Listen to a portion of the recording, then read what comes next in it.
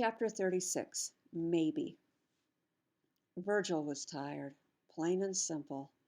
He was still afraid, hungry and thirsty, but mostly he was tired. He'd been right all along. There was no point in yelling for help because no one could hear him. No one would come.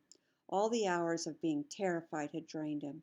He was too exhausted to even worry about Pa. Bayani, of all the questions you ever ask yourself in life, never ask, what's the point? It's the worst question in the world.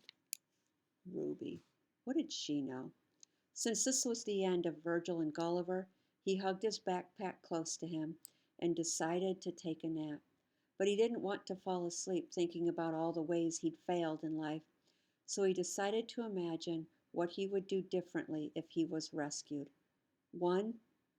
He would stand up to his mother and say, "I wish you wouldn't call me Turtle anymore." And then she would say, "Okay," and he could just be Virgil or Virgilio or whatever. Or the family could come up with a new nickname for him, like Bayani. 2. Next time the bull called him a retard, he'd speak up. "Call me that again and you'll regret it," he'd say.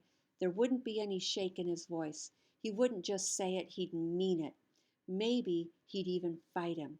Or maybe he wouldn't need to because the bull would know he meant business. No questions asked. 3rd, and most important, he would talk to Valencia, even if just hello. One word, that's all it took to strike up a friendship, right? One word could make all the difference. He said it now in his tired and weary voice. Hello, hello, hello. It sounded muffled and anguished. That's how everything was down here, though. "I'm tired," Virgil said to no one.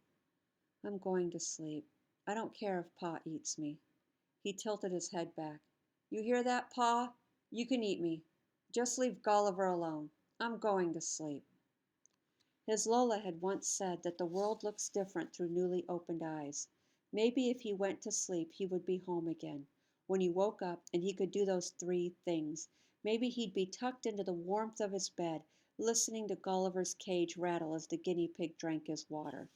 Maybe.